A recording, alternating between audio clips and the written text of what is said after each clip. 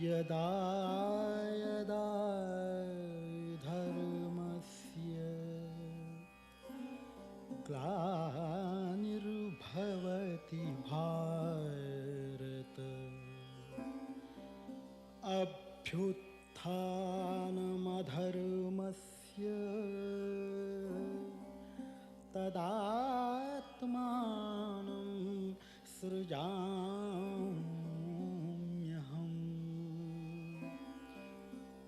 परित्राणाय साधूनां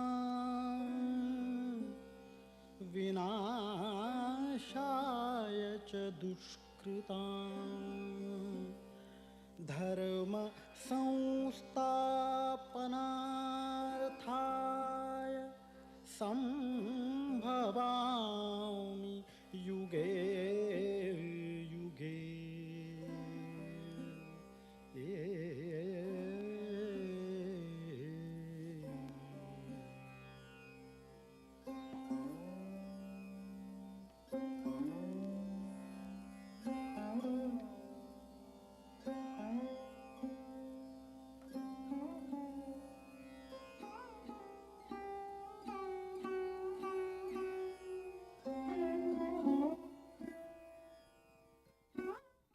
Om Namo Bhagavate Ramakrishna.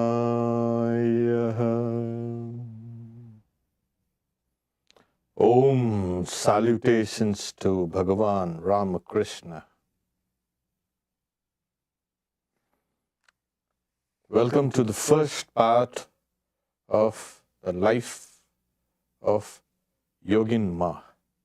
Before we can go in, as it's a practice, we will close our eyes and contemplate on that golden light within us and connect it with our thoughts, with our lives, with the mind.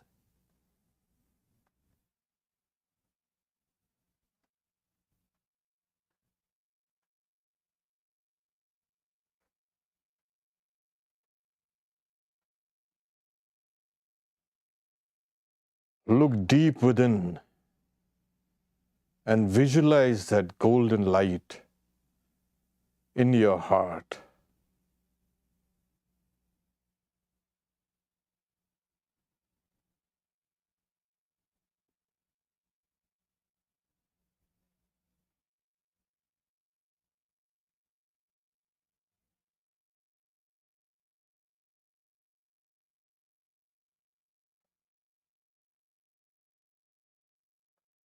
Have the feeling that this light belongs to me.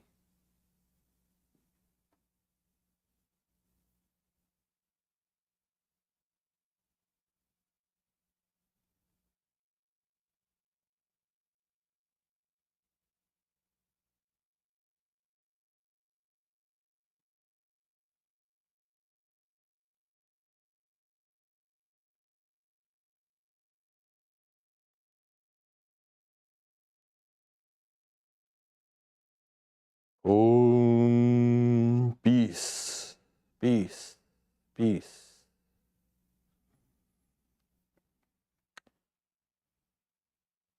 Keep a part of our mind on that light while we go through this wonderful life of this householder disciple of Sri Ramakrishna.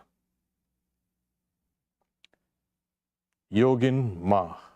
Her name was Yogindra Mohini Bishwas.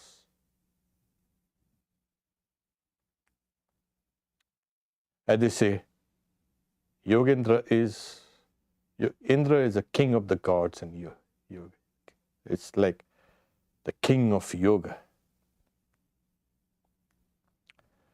When she was about 30 years old, she had gone to Balram Bose's house.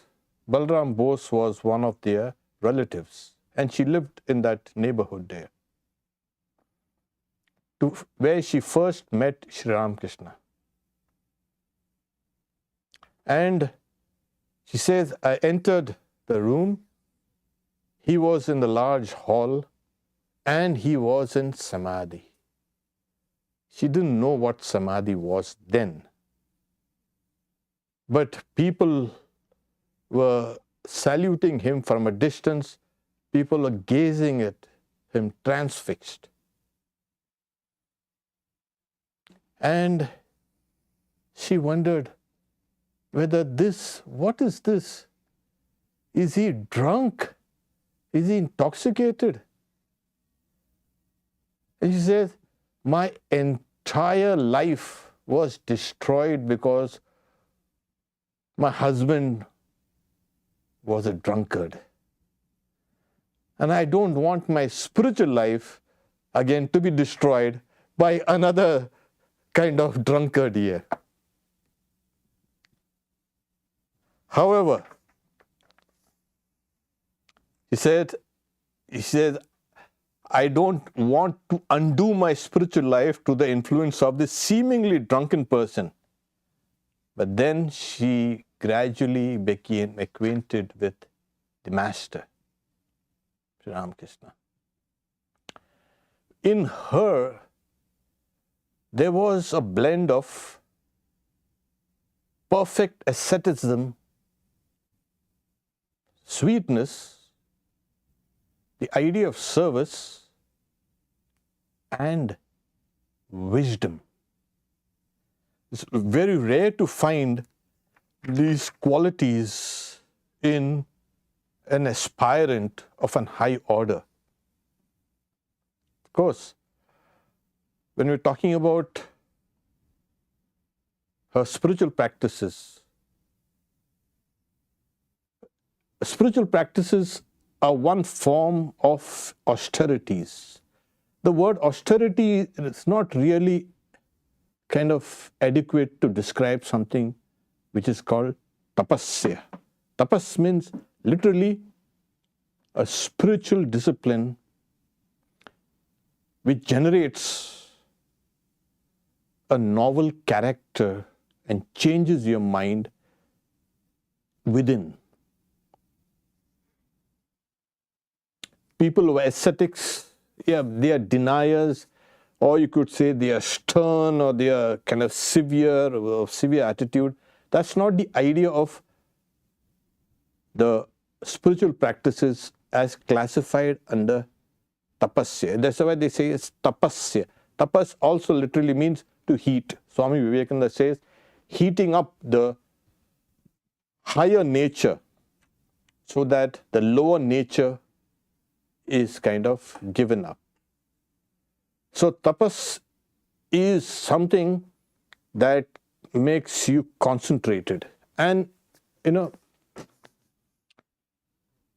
the highest concentration is called tapas. That is, when you can concentrate your mind and your senses and your entire energies within the body into a focus. This is the highest tapas, highest tapasya, highest austerity. It's not just simply denying yourself certain things and, okay, I'm so austere, or I'm such a big ascetic. That's not the idea. It is concentrating all your energies into a focus, into a point. And the entire gamut of spiritual life in India was this. If you want to attain anything, whether you want a spiritual goal, whether you want a worldly goal, whether you want anything, you'll have to be focused, you've got to be disciplined, and you've got to constantly deny yourself other things, sacrifice other things for this one goal. So if you're a dancer or a singer or an artist or anything, those very activities, if taken up in the spirit of tapasya, becomes the channel through which you can realize the highest. she was of this type. She was an amazing, but like I said, she wasn't a dry ascetic. Like Sri Ramakrishna also did not like people to be dry. So what's this dry people? So she had that sweetness. She was, as I say, she was born in 1851 at Bagh Bazaar in North Calcutta, January 1851. And there's something about her. She grew up in a rich family. Her father was a doctor. And he also had his own private practice, as well as he also lectured in the Calcutta Medical School. They had a large house, and in the house they had a large Shiva temple. She grew up in that ambience of devotion, etc. When they were young, children, girls in India, they were betrothed to their, you can say, husbands, future husbands, not husband. It was more like a kind of an engagement. So a fiancé was Ambika Charan Biswas. Well, he also was rich, and the family was very prominent in outskirts of Calcutta. During that time, she did not realize the family, yes, was prosperous, devoted, philanthropic, and everything. And later on, when the girl used to grow up, she used to go to live in that house with her husband. Now, this family, they had scholars, and they had one project which was collecting 100,000 stone emblems of Vishnu. That's called Salagrama Shila. Those are extremely rare. That project couldn't be completed because they collected 80,000 Salagram Shilas. It's supposed to be an extremely, you can say, auspicious undertaking, as well as, if completed, would bring great merits. So this family was such, but her husband turned out to be, as I mentioned, just a drunkard and a libertine. He wasn't old, he was young. And he squandered all the wealth of the family, and they almost became beggars. That wealth was completely squandered. When she went and she saw him, she initially tried to change him, like all good women, and they try to change their husbands. She did that. Couldn't succeed. However, we'll see later on, she did have an effect on him. So she had one daughter and a son. The son died very young, at 6 months, and she was distraught. First, her entire life was in shambles, and then her child died, and then she takes her daughter Ganu and returns to her parental home. Her father by that time had already passed away. Her mother welcomed back. And that was the only refuge. Now that she wasn't married, I mean, technically, she is there living separate. No. The entire life now was before her. Now, what would she do her entire life? In a previous series, we had spoken about Gopala's mother, that widows in India, they had to live more like nuns. They were like nuns. They had to be very austere, ascetic rather, They had to eat one meal a day, have no luxury, shave their heads, be austere, do japa, etc., etc., spiritual practice. So their life was only this. They had nothing else. Yogin Ma, though she was technically married, but then she followed this type of life. And this was her kind of tapasya. She never, of course, shaved her head and all these things. But she lived like a nun from then on. So all her romantic ideas of life and all were completely dispelled. And that is good, because until illusions are not dispelled, you can't really plunge into spiritual life, because you try to hold on to certain things. So this was Yogin Ma before she came to Sri Ramakrishna. Okay. Now, after the first meeting, Balaram Bose used to invite devotees to go along with him to Dakshineshwar. He used to hire a boat and then they used to go with him. So she used to go along with him. She used to accompany Balaram Bose. And later on, she used to go along with other devotees. And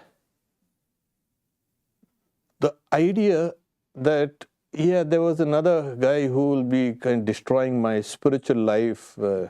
My life is already destroyed. I don't know my spiritual life. So she got a completely different view of Sri Ramakrishna there. She says that he was so kind and compassionate. He was so loving. He's saying whenever they used to go to a holy person, they never go empty-handed. So they used to go along with something, some offering. And she used to cook something for him and she used to take. And he used to always appreciate her cooking and saying, so nice and so tasty and this and that. And talking to him, she used to forget all time and everything. She used to stare at him as he used to get into samadhi. Now she was acquainted with this state of this absorption. And she says that he used to often go in this bhava samadhi, on and off. He used to come down a little, speak to people and then again go back. So his absorption was so complete. And she saw this aspect of him and also his great simplicity. There was no kind of artifice, no kind of, you can say, mask. She saw what lived spirituality should be. So she used to wake up very early in the morning, finish household duties and rush to Dakshineshwar, and she used to spend the entire day, return back in the evening. And whenever she used to return, she used to constantly think of him. And till the next time, she used to feel a kind of a pull, a tug in her heart. And that is natural. This is the first sign of spiritual life. You find a kind of a tug. God is, as it were, tugging at your heart. You constantly think about God. That thought slowly suffuses your entire being. Your personality now, or your identity, is now being slowly taken over by this divine. And she used to feel it. So whenever she used to come, she used to be on cloud 9. When she returned home, she used to be on cloud 9. Because there was a constant feeling of joy. That's another, you can say, indication of a spiritual life. Swami Vivekananda also is saying, people who are spiritual should be joyous. They should not go out with a long face. People have an idea that spiritual life means having a very long face, a glum looking, somber and unsmiling, saying whenever you have that, don't go out. Don't carry that disease out. So maybe you've got a stomach ache, he's saying. Saying we are children of immortal bliss, and it should reflect in your joy, in your face and everything. This is felt. All devotees will feel this kind of joy. It's a kind of an intoxication. People ask, how do these people live? There's that inner joy, that's spiritual. Because the divine is slowly taking over you. When she was young, married of course, she was initiated in a Shakti Mantra, the Devi Mantra. That is one of the goddess mantras by the family guru of a husband, from the husband's side. And that Shakti Mantra or Devi Mantra was confirmed by Sri Ramakrishna.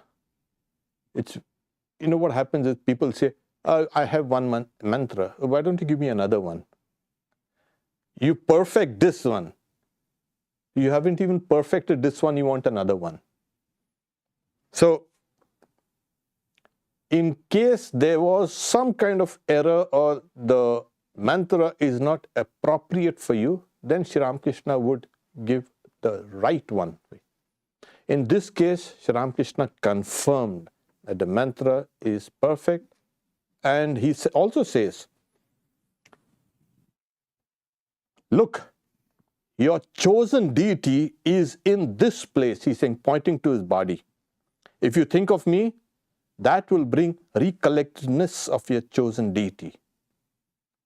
This is very important because it was a goddess mantra, and he says that whenever you think of me, think that that goddess is within me.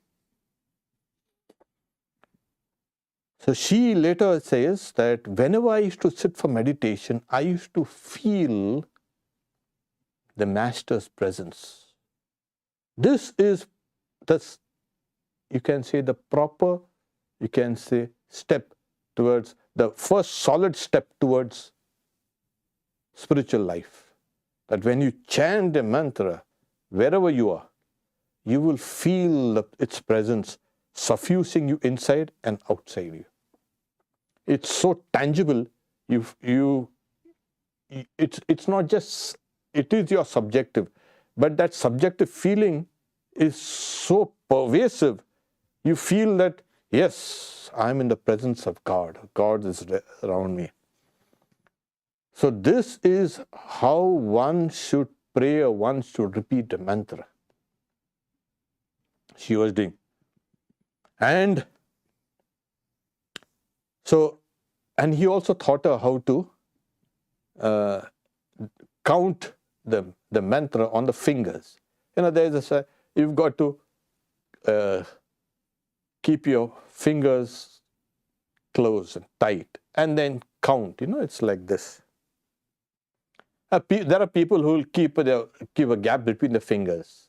Yes. So he says, I mean, Sri Ramakrishna tells her, see that there's no gap between the fingers as you count, placing your thumb on the flanges, you know. So otherwise he's saying, the results of your mantra will leak out through the gaps in the fingers. Now this has to be understood in the proper context. That is, when you repeat a mantra in the mind, the next one will come immediately after, and the third one will come immediately after, fourth. There should be no gap between the first repetition, the second repetition, and the third repetition. If there's a gap, the other thoughts pop out. Like there are thoughts popping out all over in the mind. But at the time of repeating a mantra, the repetition should be followed exactly in the same pattern over and over and over and over again. It should flow. There should be no, you can say, interference. And if there is, then the results of that mantra will leak out. So he's using the physical symbology to tell her that you've got to be alert, be careful. Because, fingers, they are so, all the nerves endings are so here, they are so sensitive, fingertips, directly, they're directly connected to the brain in the sense of they go straight there. So when you're feeling lazy and not alert, you see your fingers become flaccid. When you're alert, your fingers are also correctly held. That being said, he says, in this age, a Gopala mantra, that is the mantra of the baby Krishna, and a Kali mantra produces quick results. In the last series, we saw Gopaler Ma, that is Gopal's mother. She had received a Gopala mantra. Here she has a Devi mantra. So he said, it's a Kali mantra, that is a goddess mantra. These mantras in this age, they produce results rapidly. Now, why I don't know, but then this is what Sri Ramakrishna has said, and this is what has been proved also by many spiritual aspirants. When she used to go to Dakshineshwar and she used to meet Sri Ramakrishna, this was the time she came in touch with Holy Mother. They were more or less of the same age, and they hit it off very well together. Holy Mother was alone in that concert tower. Concert tower, not that concert hall. It's a small kind of a room, 3 or 4 storied, you can say, structure, the room, where musicians used to sit down and play. In those days, they never had loudspeakers and CDs and DVDs and, so you had to have live music. So the temple complex had these kinds of concert towers. The musicians used to play the music. And down below, she used to live. There were no musicians then. She used to live there. So in that small space there, Holy Mother used to live. She was always alone, cut away from all the other things happening around. So Yogin Ma became her friend and confidant, and we can say she used to share everything with her.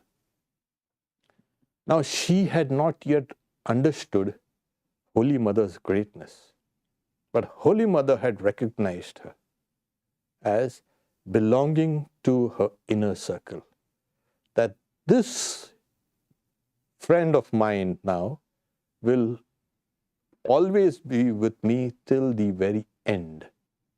She says she's like my gatekeeper. The Divine Mother has gatekeepers, Jaya and Vijaya, in the mythological literature. So she says, my Yogin is my Jaya. And a lot of people didn't get this.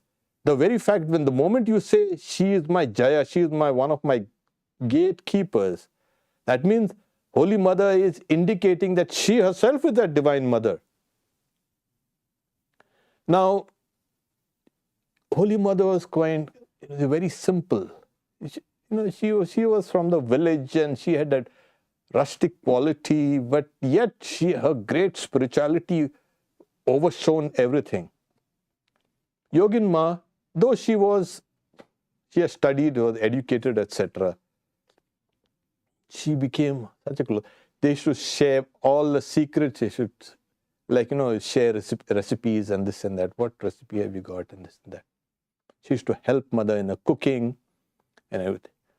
Now, one time, after some time, we find that Holy Mother had to leave and go back to her native village. In India, it was like that. You come to a city, the urban life and this and that, but you still had your home in your rural areas. So you could go up and down. And Yogin Ma then felt a real pang of separation, because her life was now intertwined with Holy Mother's and Sri Ramakrishna's life. After this time, you can see how any kind of separation from either one of them she used to really feel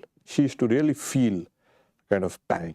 This is also an indication of spiritual life. When something that's dear to you, which gives you joy, which ennobles you, that is kind of kept away, it brings you a pang. But it's not a worldly pang or a pain or a kind of ache. This itself is a spiritual urge coming out. The very longing appears as if like painful when you can't attain that divine object. It's called a viraha. Okay, so when Holy Mother left for a native village, and she went by boat, country boat, crossed the river Ganges, and she wept and wept and wept. And Sri Ramakrishna then, he called her, seeing her weep, and he started talking to her about his experiences when he was practicing the Tantra disciplines. Tantras are a vast literature, and it's a very complex form of spiritual disciplines. They are divided into two: the broad, the right hand and the left hand tantras. And it is intricate, it's complex and intricate. And so Sri Ramakrishna used to tell her about his experiences while he used to practice his tantra. We'll see later why. Well, later on, she also practiced this very discipline. So Sri Ramakrishna saw in the future that she will be undertaking these disciplines. And so he recounted all the marvelous spiritual experiences that he had during that time. So he was readying her for her future, you can say. Not the ordinary spiritual life, the spiritual life at the elite level. That is what. So when Holy Mother returned, he's saying, see that girl with those big eyes and bright eyes, and she loves you a lot.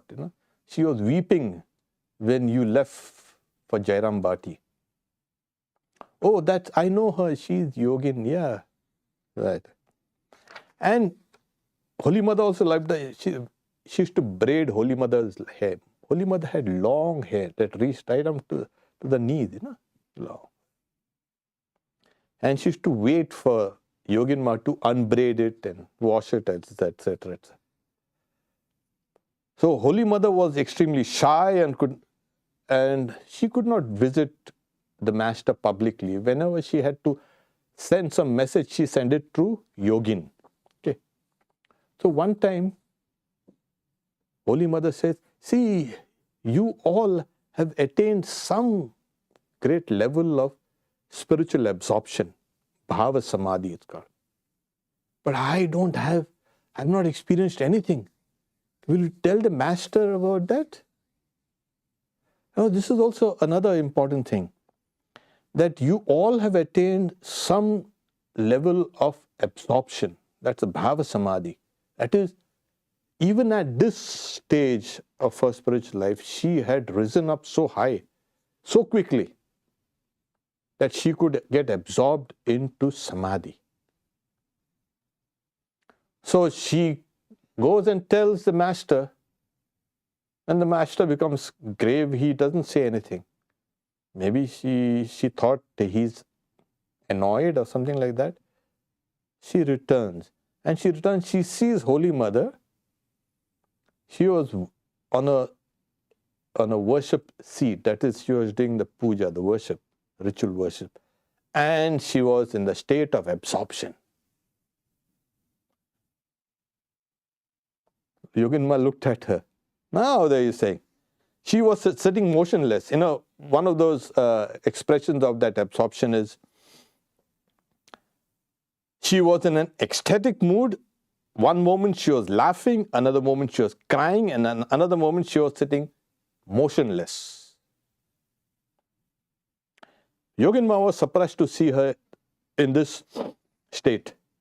When Holy Mother came down to the normal plane of consciousness, Yogin asked her, "You complain that you do not experience samadhi, but what is all this?" The Holy Mother smiled. Yeah. So, Yogin Ma had risen to this level of understanding even this bhava samadhi.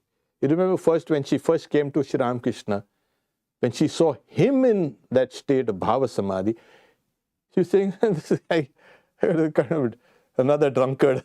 I don't want to ruin my spiritual life now." Now she could recognize this state. So the external, you can say, signs may feel that this person is kind of intoxicated. That person internally is so absorbed. The person is oblivious of his or own body. That's why that kind of, it's likened to a state of drunkenness. When you're too drunk, they say that you're oblivious of the world, and you're oblivious of yourself, and you're oblivious of also your personality. And something that takes over you. So now she could recognize, oh, this is what it is. That means she was also acquainted with that kind of high level of spirituality. Yet, this association with Sri Ramakrishna and Holy Mother generated further spiritual hunger. Yeah. Can you imagine that life of kind of concentration, and like the tapasya, that your senses, your mind, and all your energies and your life is focused on attaining one goal. And there is now added to it a spiritual hunger. This is a win-win combination. There's nothing to beat it. So she spent all her life doing meditation, repeating God's name, studying. She was educated, acquainted with all other books. But Sri Ramakrishna had said, don't read some frivolous books. Read only spiritual books. So she started reading the Bhagavad Gita and the Ramayana and the Mahabharata and the various mythological literature. Life of Chaitanya, and also some of the tantras. So this is how that absorption was growing inside. All her other activities were now, as they say, directed only towards that goal. People think like we've come to this state of bhava samadhi and that's the end. Oh no, this is just a beginning. There are various dimensions within this very absorption. And the more you focus, the more you start entering those dimensions.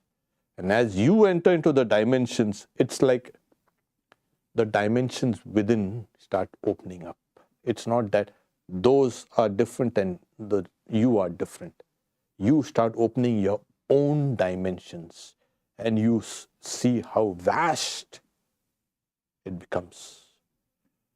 So that spiritual discontent that started the whole thing, given her failure as in her marriage, and she had to come back and she used to raise her daughter.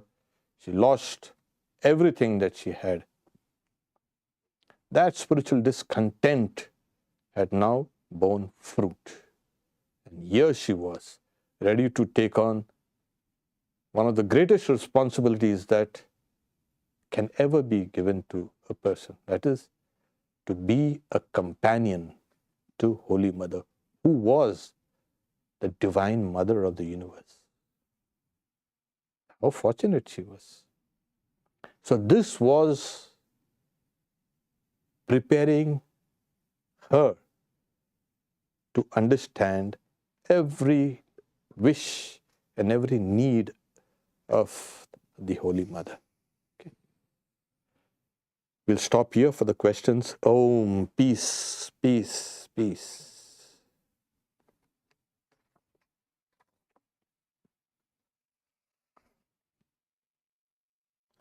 Okay, why are Yogin Ma and especially Gopal's mother called householder disciple of Sri Ramakrishna? Especially Gopal's mother seems like they were monastic. Yeah, Gopal's mother also was married when she was young. So in that sense, we have classed her as, you can say, a householder disciple. Though, Sri Ramakrishna, you always used to encourage every householder disciple that your spirit of renunciation should be internal. And that is what is really essential. While for monks, he's saying it should be internal as well as external. So that is why, in your life, once you start pursuing spiritual life, it becomes obvious that you have to give up many things and it becomes natural. So internally, you might be a householder, but internally, you are a renunciant. So that is why they are called householder disciples of Sri Ramakrishna. Okay.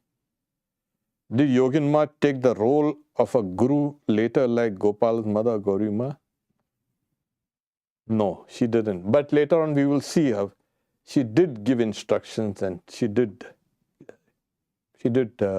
play a major role in spreading Sri Ramakrishna's life. Okay. Do you have any questions here?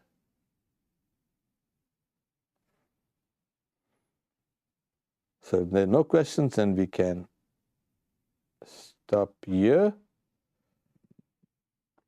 Om Shanti Shanti Shanti Harihi Om Tat Sat Sri Ramakrishna Arpanamastu.